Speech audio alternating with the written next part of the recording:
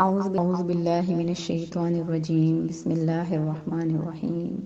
رب اشرح لي صدري ويسر لي أمري واحلل عقدة من لساني ويفقهوا قولي۔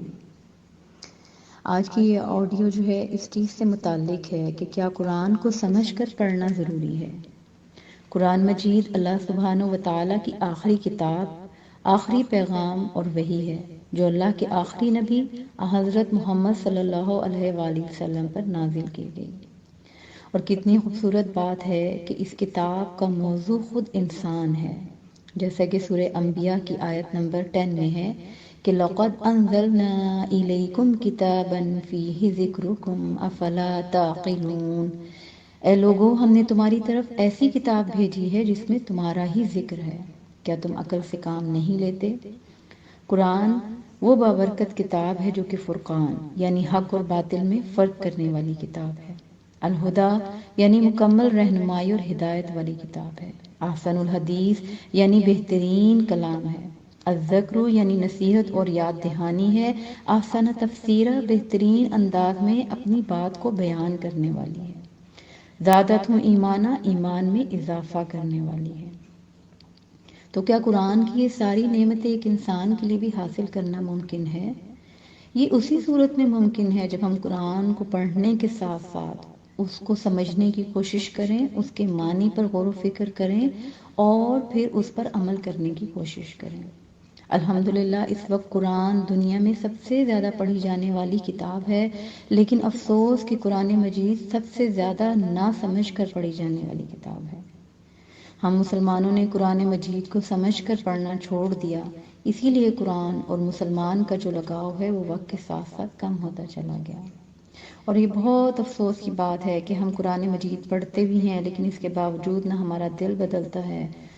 نہ ہماری زندگیوں میں کوئی تبدیلی آتی ہے، نہ ہمارے رویے بدلتے ہیں۔ ہم نے اس کو صرف برکت کی ایک کتاب بنا کر رکھ چھوڑا ہے، جبکہ قرآن میں کہا گیا کہ ھدی للناس، یہ لوگوں کے لیے ہدایت ہے۔ اب یہ ہدایت ہمیں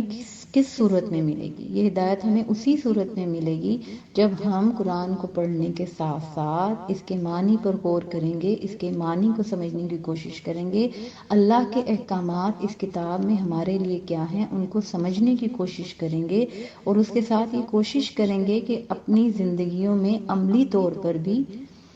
یعنی اپنی زندگیوں میں ہم کیسے ان کو امپلیمنٹ بھی کر سکتے ہیں جب ہم اس چیز کی کوشش کریں گے۔ سورہ فاتحہ جو قرآن مجید کی سب سے پہلی سورت ہے، اسی میں ہے کہ اہدنا الصراط المستقیم، کہ اہدنا دکھا دیجئے ہمیں الصراط راستہ مستقیم سیدھا۔ تو یہ سیدھا راستہ ہمیں کیسے معلوم ہوگا؟ صراط الذین انعمت علیہم، ان لوگوں کا راستہ جن پر اللہ آپ نے اپنا انعام کیا، غیر المغضوب علیہم ولا الضالین، نہ کہ ان لوگوں کا راستہ جن پر آپ نے اپنی ناراضگی ظاہر کی یا جو لوگ گمراہ ہو گئے۔ تو اب وہ راستہ جو اللہ کی خوشنودی کی طرف لے جاتا ہے، اللہ کی رضا کی طرف لے جاتا ہے، یہ ہمیں اسی صورت میں پتہ چلے گا جب ہم قرآن کو پڑھنے کے ساتھ ساتھ سمجھنے کی بھی کوشش کریں گے۔ یہ ہمیں تبھی پتہ چل سکتا ہے جب ہم قرآن کو سمجھیں گے کہ کون سے اعمال ہمیں اللہ کی ناراضگی کی طرف لے جائیں گے۔ اور پھر اللہ تعالیٰ نے قرآن کریم میں اس بات کو کتنی خوبصورت بات ہے سورہ قمر میں بار بار بیان کی کہ یسرنا القرآن للذکر، کہ نصیحت حاصل کرنے کے لیے قرآن بالکل آسان ہے، یعنی قرآن سمجھنے کے لیے بہت آسان ہے اور اس سے نصیحت حاصل کرنا کچھ مشکل نہیں۔ اور الحمدللہ یہ اللہ کی اتنی بڑی نعمت ہے کہ آج مختلف زبانوں میں اس بابرکت کتاب کے ترجمے ہو چکے ہیں۔ ہم جس بھی زبان میں قرآن کا ترجمہ پڑھنا چاہیں بہت ایزیلی ہمیں اویلیبل بھی ہو جاتا ہے۔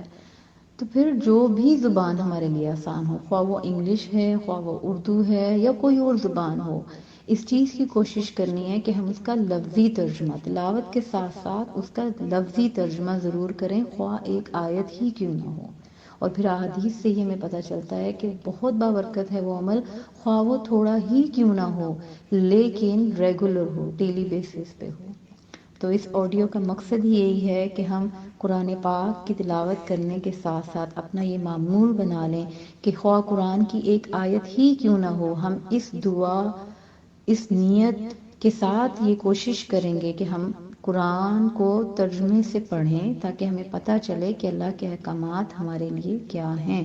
اور ہماری وہ زندگیاں اس دنیا میں بھی کامیابی ہے جب ہم اللہ کے احکامات کے مطابق چلیں گے، اور اس دنیا سے جانے کے بعد جو کہ ہماری ہمیشہ رہنے والی حقیقی زندگی ہے، کہ جس میں پھر ہم ایسا نہ ہو کہ افسوس اور حسرت ہمارے پاس رہ جائے، تو اس افسوس اور حسرت سے بچنے کے لیے اس زندگی میں جو ہمیشہ رہنے والی ہے اس میں بہترین کامیابیاں لینے کے لیے ہم یہ کوشش کریں کہ ہم قرآن کا لفظی ترجمہ ضرور پڑھیں، چاہے وہ قرآن کی ایک آیت ہی کیوں نہ ہو۔